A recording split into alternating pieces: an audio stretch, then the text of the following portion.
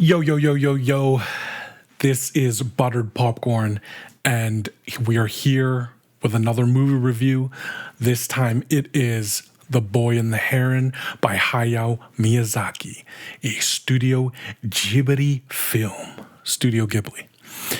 So I went into this film purposely knowing almost nothing about it, except it's a Ghibli film.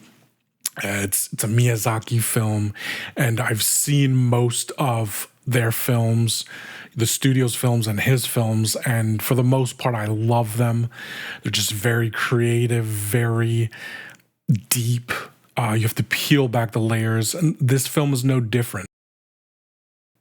The way it's paced, I would say that the beginning of the film is very slow, and I know that these films, they are challenging. Miyazaki films, they're not just, animation cartoons that lay out everything for you, that that what's on the surface is what is. And it's very layered, it's very deep. But even knowing that, even watching and loving a lot of his films, the opening act of this film is slow. And I did feel myself just like waiting for the magic. I did feel myself thinking, okay, when are we going to get into it? Right. So I would count that for myself as a negative. I wish that it got into it quicker and started quicker. But in terms of the story, it's beautiful and weird, and you can't really understand it with one watch, and I've only seen it once in theaters. But it does take you in really bizarre directions, and a lot of the times you're like, what is happening, or what is this really about? I always think about, like, what is this film about?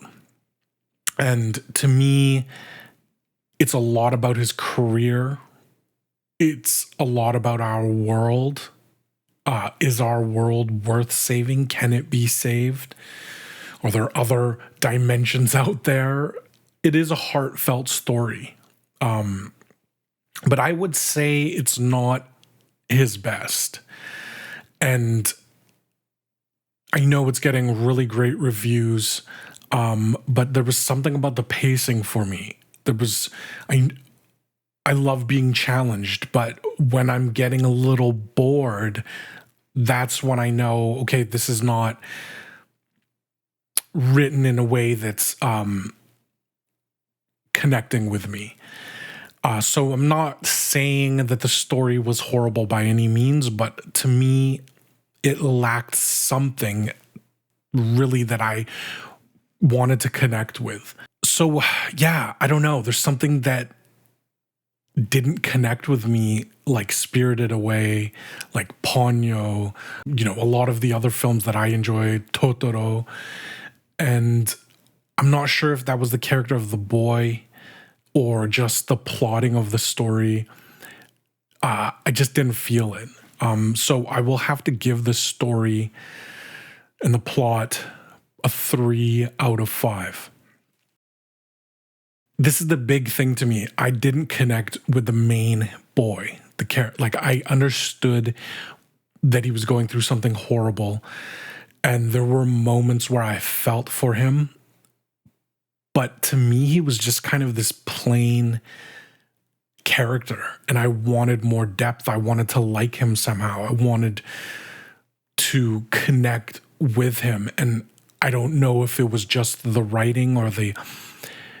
I also watched it in the English dub, and the acting was really good. The voice acting was good, but I'm interested to see the original Japanese, because I went just because of time issues. The Japanese version, which I wanted to watch, just wasn't playing at the time that I could go.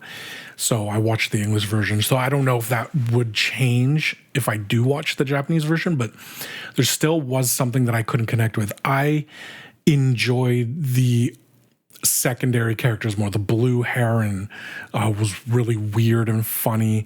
There were these, I guess they're like servants, these old women who lived in the house with the boy, who were weird and creepy and funny. And then there's characters that he meets through his journey. You know, there's these weird, cute kind of soul like blobs, and it's like typical Miyazaki like cute character that were really cool. So I didn't connect with the main character, so I think that's what's holding it back for me. But there are a lot of other amazing, cool, interesting, funny characters that you meet along the journey that, you know, kind of make up for it. Because to me, if I'm not connecting with the main character, that can kind of ruin it. But it didn't ruin it, but it's holding it back from being amazing to me. I can only really give it a 3 just because I didn't connect with the main character. What can you say? You know, we've come to expect this from Miyazaki, from Studio Ghibli. Just brilliant. The colors, the animation, the drawing, the style.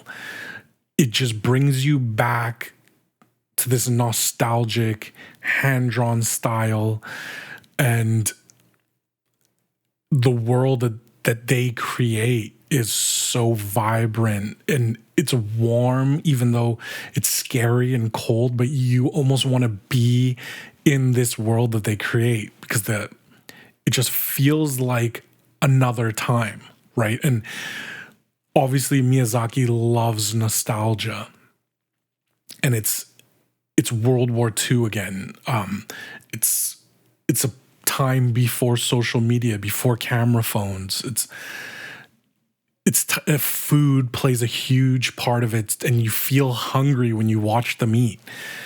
You know, I can't say enough about the visual style and the creepiness of it, right? I love my films to have balance, to not just be one thing, even if it's a genre piece, right?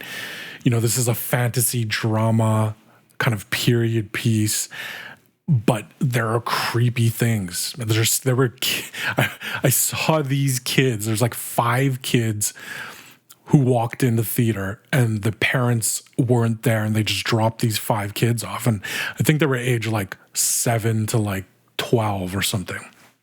And as soon as I saw them, I was like, parents messed up here, dude. This is not going to be like a Pixar Disney film. Like, could be scary for them.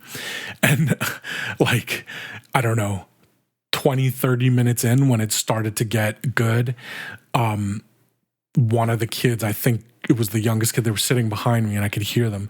The youngest kid was like, I'm scared. And the other kids were like, what? Like, but it is scary, you know. It's not just a fun kids movie. This is a deep film with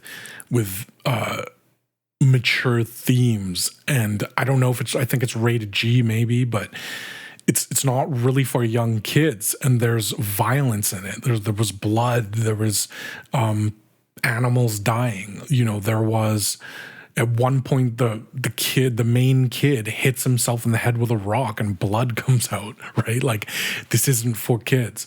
Visual style was brilliant. It's what we expect from Ghibli. It's what we expect from Miyazaki, and there's no other way to put it. It's a 5 out of 5, 100%.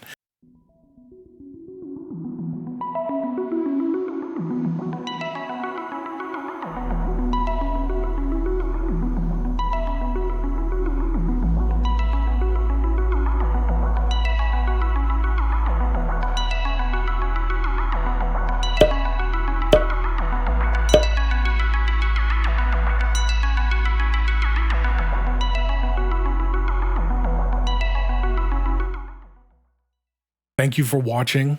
This is Swayze. Please drop a comment. Let me know if you liked it, if you didn't like it, if you've seen it, if you want to see it. Also, let me know some films that I haven't seen yet. There's a lot of them. And yeah, man, thank you for watching. Peace.